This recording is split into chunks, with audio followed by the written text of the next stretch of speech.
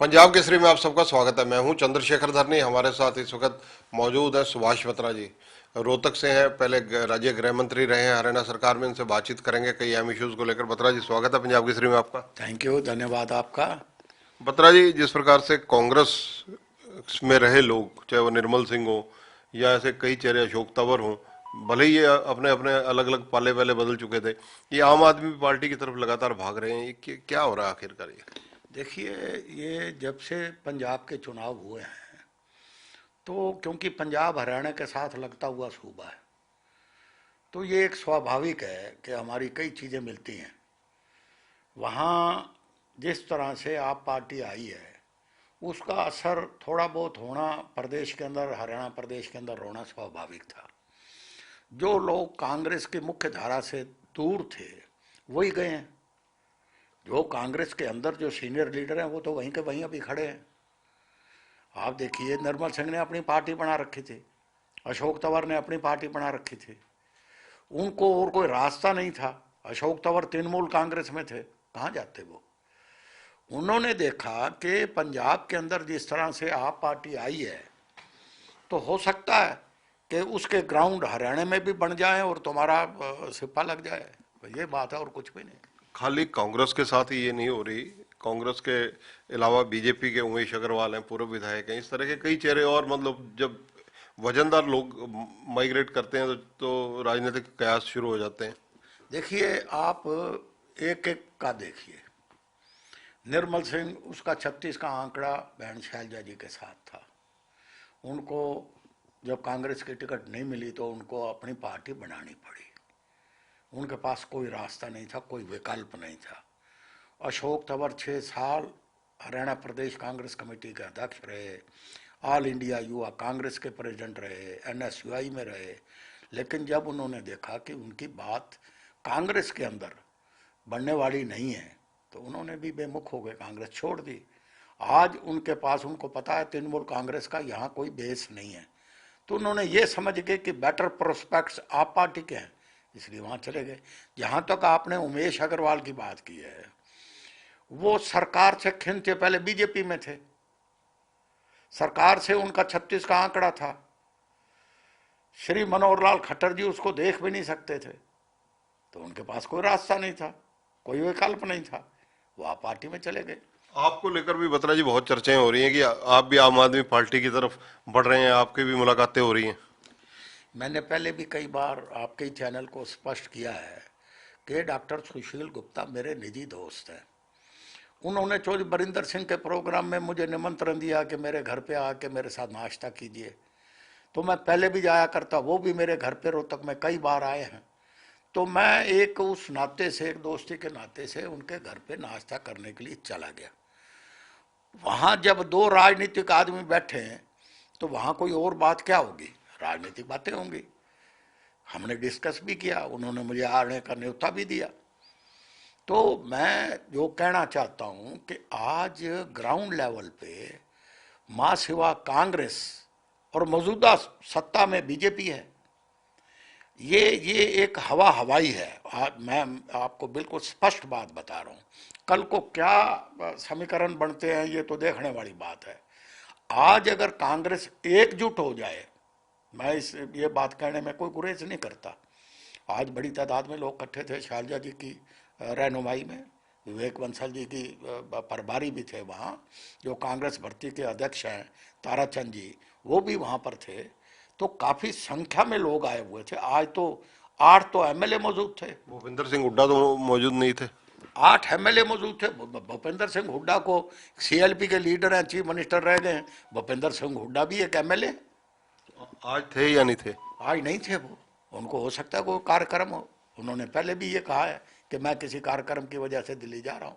कांग्रेस में जिस तरह से, जिस चरम सीमा पर इस वक्त गुटबाजी है, अशोक तंवर ने वो पहले दंश झेला है।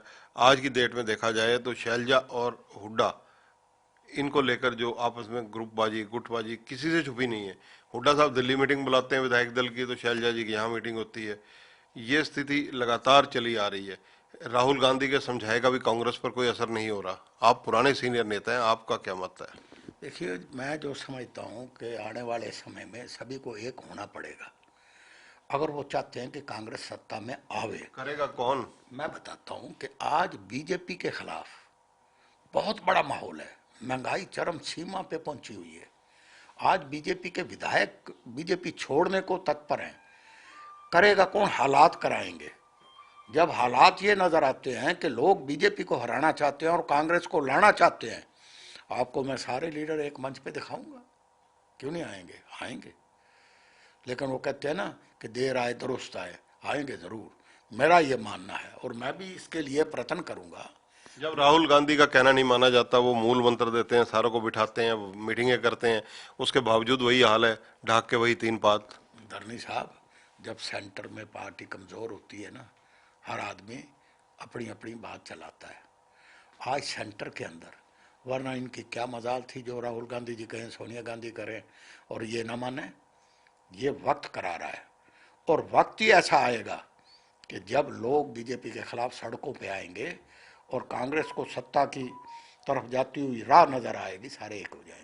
मेरा कांग्रेस की राह में तो आम आदमी पार्टी हरियाणा में जिस तरह से लोग रोज 1.5 दर्जन 2 दर्जन शिफ्ट कर रहे हैं उधर, किसी भी राजनीतिक दल से करें, छोटे हों बड़े हों चेहरे, लेकिन कहीं ना कहीं आम आदमी पार्टी पंजाब की तरह हरियाणा में तो कोई घुसपैठ नहीं करने जा रही। मैंने कोई पंजाब को चुनाव को ख़त्म हुआ कितना टाइम हुआ है? ये तीन चार ही चेहरे नज़र आए हैं। वो पहले बिल्लू कादियान, विजेंद्र कादियान, अब अशोक तंवर और एक निर्मल सिंह का सुन रहे हैं। पता नहीं उन्होंने ज्वाइन किया कि नहीं किया। और कोई चेहरा तो नज़र आया नहीं। उनकी बेटी चित्रा सरावरा ने कर दिया वो ज्वाइन। तो निर्मल सिंह हुए तो बेटी हुई। वही पुरानी पॉलिटिक्स, पुराना डर्रा, बाप इधर बेटा बेटी उधर। ये चलने वाली बातें नहीं है। आप एक देखो, पंजाब ने कई कीर्तिमान स्थापित किए हैं।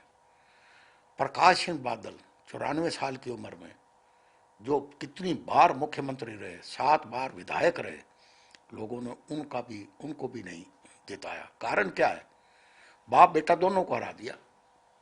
इसके पीछे रीजन क्या है? रीजन ये है कि एक तो जो रजवाड़ावाद, जो जो जो एक पीढ़ियां गिनाते हैं, हमारी इतनी पीढ़ी राजनीति में आ गई। लोग कहते हैं कि इतनी पीढ़ी तुम खाने पे लगे रहे, अब दूसरे को मौका दो। क्या है ये पीढ़ी क्यों गिनाते हो? आज जो सामंतवादी जो शासन था, इसको तो खत्म हुए कितने साल हो गए। मैं अब भी इस मत का हूं कि सामंतवादी शासन को खत्म करना चाहिए, परिवारवाद को खत्म करना चाहिए, दूसरों को मौका देना चाहिए। ये नहीं होना चाहिए कि बाप है तो बेटा भी, बाप है तो बेटी भी, बेटी है तो भाई भी। This is wrong. Batra ji, एक बात बड़ी क्लियर आपसे पूछनी चाहूंगा कि 23 विधायक 31 में से गायब आज मीटिंग में। ऐसा ही पिछली बार हुआ 3-4 दिन पहले जो शैलजा जी ने मीटिंग की। क्या ये अनुशासनहीनता का पार्ट नहीं है? मैं आज एक बात कहने वाला था जो मुंह से निकली नहीं, निकलने वाली थी। मैं जब मंत्री था तो मैं सबसे पहले चीफ पार्लियामेंट्री सेक्रेटरी था और चीफ विप था। मैं ये एक सजेशन देने वाला था कि विवेक बंसल जी, आप प्रभारी हैं, सभी एमएलओ को विप जारी करो और 3 लाइन का लेटर लिखो कि आप नहीं आओगे तो आपके खिलाफ अनुशासनिक कार्रवाई की जाएगी। करके तो देखो, अगर एक एमएलए रह जाए तो मुझे बता देना। ये चीजें डिसिप्लिन लाना पड़ता है। अगर आप नहीं लाओगे, लेट लूज छोड़ोगे, तो यही हाल होगा। तो विवेक बंसल जी भी पिछले दिनों मैंने बातचीत की थी, वो खुद दुखी थे, व्यथित थे कि उन्होंने कहा कि वो कांग्रेस को एक नहीं कर पा रहे, वो मन से बहुत दुखी हैं इस बात को लेकर। देखो, विवेक बंसल जी एक सादा आदमी है, पुराने कांग्रेसमैन हैं और मैं समझता हूँ कि बड़े निष्ठावान। और आज जो उन्होंने भाषा का इस्तेमाल किया है, आज जो उन्होंने बड़े सरल भाव से ये बात कही है कि आप शैलजा जी चिंता ना कीजिए, हौसले बुलंद होने चाहिए, कार्यकर्ता साथ होने चाहिए, मंजिल ज़रूर मिलेगी और कांग्रेस एकजुट होगी और आपकी रहनुमाई में होगी। ये कहा है विवेक बंसल ने। भूपेंद्र सिंह हुड्डा का अपना एक रुतबा है, 9 साढ़े 9 साल चीफ मिनिस्टर, 2 बारी चीफ मिनिस्टर रहे हैं, नेता प्रतिपक्ष हैं। तो भूपेंद्र सिंह हुड्डा को जब पब्लिक फॉलोइंग उनके पीछे नजर आ रही है, तो कांग्रेस क्यों, मतलब इस मामले को क्यों अवॉइड करती है कहीं ना कहीं? अवॉइड अवॉइड कहाँ किया है भूपेंद्र सिंह हुड्डा को? 10 साल चीफ मिनिस्टर बनाया, बेटे को 3 बार लोकसभा का मेंबर की टिकट दी, बनाया, राज्यसभा में बेटे को भेजा। आज वो सीएलपी के लीडर हैं। कैबिनेट रैंक की सारी सुविधाएं वो हासिल कर रहे हैं, वो बड़े लीडर हैं, 10 साल चीफ मिनिस्टर रहे हैं, मेरे दोस्त हैं, मेरे मित्र हैं, वो बड़े हैं। मैंने पिछली बार भी ये बात कही थी कि ये चीज़ उनको एक बड़े के नाते सबको साथ लेके चलने की जिम्मेवारी उनकी भी बनती है। वो लेके चलें, क्यों नहीं चलते। बत्रा जी, पंजाबी समुदाय की बात करूंगा, जीटी रोड बेल्ट की बात करूंगा, हरियाणा के बहुत से ऐसे क्षेत्र हैं जो पंजाबी बहुल्य क्षेत्र कहलाते हैं। अल्टीमेटली कांग्रेस से पंजाबियों का मोह भंग क्यों? ये आपसे इसलिए पूछ रहा हूं क्योंकि आप पंजाबियों के एक बहुत बड़े नेता हैं। देखिए, पंजाबियों का मोह भंग पहले तो हुआ कांग्रेस से। कारण क्या, हमारी इस प्रदेश के अंदर 25 अर्बन कॉन्स्टिट्यूंसी ऐसी हैं जहां सिर्फ पंजाबी ही मैटर करता है, लेकिन हमारी 10 से 12 सीटें बड़े बड़े नेताओं ने खा ली। कौन कौन सी? आप शुरू करो सरसा से, लक्ष्मणदास अरोड़ा होते थे। उसके बाद आ जाओ फतेहाबाद, फतेहाबाद से ये होते थे आपके, क्या नाम है, लीला किशन जी होते थे, वहाँ चौधरी भजनलाल जी दूड़ाराम को ले आए। टोहाना से सरदार हरपाल सिंह होते थे, अब देवेंद्र बबली जी हैं। आप सोनीपत से देखो, श्यामदास मुखीजा मंत्री होते थे, उनकी सीट काट के दूसरे को दे दी। अब चलिए करनाल से हमेशा इसका कांग्रेस का पंजाबी बना करता, बीजेपी की पंजाबी बना करता, सुमिता सिंह को ले आए। आप देखो गुड़गांवा से धर्मवीर गाबा एमएलए बना करते थे, वहाँ सुखबीर कटारिया को लेके आ गए। आप देखिए कैथल से सुरेंद्र मदान बना करते थे, आज वहाँ से रणदीप सुरजेवाला हैं। आप कालका से हमेशा सीट पंजाबी की थी, वहाँ चंद्रमोहन को ले आए। ये कोई ना कोई बड़ा लीडर जिसका जी चाया वो पंजाबी सीट को खा गए। और यही कारण था, जहाँ 11 हम लोग मंत्री होते थे चौधरी भजनलाल की कैबिनेट में, और कितना बड़ा रुतबा होता था, सारे लीडर मार दिए। उसको जिम्मेवार पंजाबी समाज ने कांग्रेस को माना कि कांग्रेस ने उनकी सीटें खोई, कांग्रेस का नेतृत्व खत्म कर दिया।